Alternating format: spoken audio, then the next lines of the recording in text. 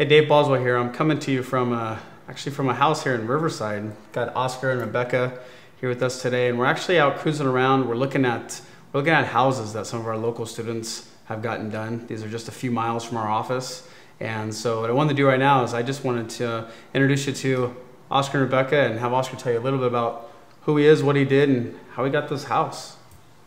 Cool. So, you know, a little background. It's really 15 years of an IT professional and spending time and not long hours from home and all that. So it really, you know, corporate world, right? So I climbed myself up the corporate ladder. Rebecca was a collections agent at one point as well, so she did a lot of you know, long hours and that type of thing too. But ultimately, it just wasn't cutting it for us. So I made it up to a senior manager position, and then they said, hey, you know, it's time to cut.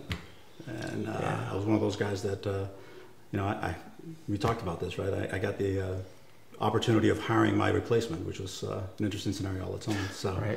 But in any case, it was a blessing because we had already met you guys. We've known you guys for a couple of years already.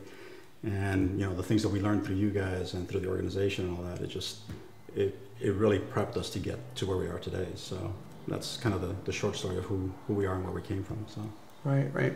So we were we're talking. This is actually a couple of deals for you guys now, multiple deals that you guys have closed. But we wanted to come out and actually see the house, and this is just a phenomenal deal. And I forget exactly how they break out. The homeowner owed it's about 260 in loans. Having a hard time. Went through a divorce, the whole bit, and you know, had the kids living with her daughter's husband here, the baby, everybody was in the house, limited income, just, you know, there was no way they could keep the house, especially after the divorce and all that. So with that, you know, it became a relationship that Rebecca built with the homeowner. Got it. Over a period of time. So how'd that process lay out? Because, you know, I especially want people to get, you know, I know number one, use none of your own money or credit, either one of you guys, right? Yeah, absolutely, right. No money. So, and then we always teach to be really conservative. I know that. But tell us a little bit about, you know, the person that's watching this video, like how you got this house, just real briefly how you got it. What did you guys do with the bank? What did that timeline look like? Sure. And let them understand that this wasn't it's not like you've been working on this for years. Yeah. Right. Tell us about that. Okay, sure. So again, the relationship was built with Rebecca, just nurturing that relationship with the homeowner. You know, the whole woman-to-woman thing going and all that, so it worked out well. Support. It gave me the opportunity to focus on the technical side of things of the deal and what we were going to do there. But I guess long story short, it took us about 90 days to really negotiate with the bank and get the first approval. Okay. Which was pretty cool. You know, they came back at 96,000. We're like, all right, you know, that's good, but wasn't enough. So let me stop you there. So they came back at 96. They came back approved at 96. Yeah. So we started at, they owed 260. 260. Banks came back and said 96. Right. Okay. What happened from there? So we discovered some other things that went wrong with the property. There was some leak that had to be addressed and all that. So we went back. Rainy season. Yeah, there was leaks in the roof, and there was a foundation leak as well. So we went back to the bank, got another 12 grand discount. So we got another approval at 84. Nice. So yeah. And that 12 grand that they discounted, what did that actually cost you to get fixed? What do you think? 4 grand.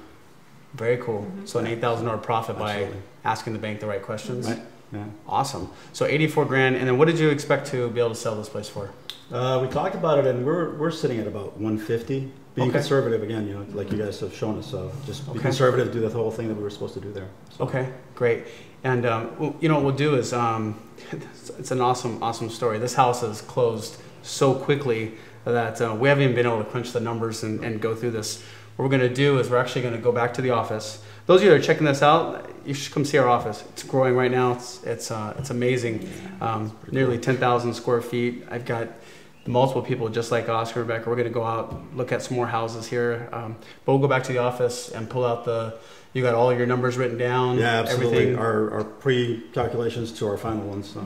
Awesome. So we break this thing down. He's got more money in this house than the majority of Americans make all year. Going to work 40 hours a week, commuting, all that good stuff. They're going to make more on this house than most people make in a whole year. And I know we talked about 20 to 25 grand, but wait till you see the next video. We actually break this down.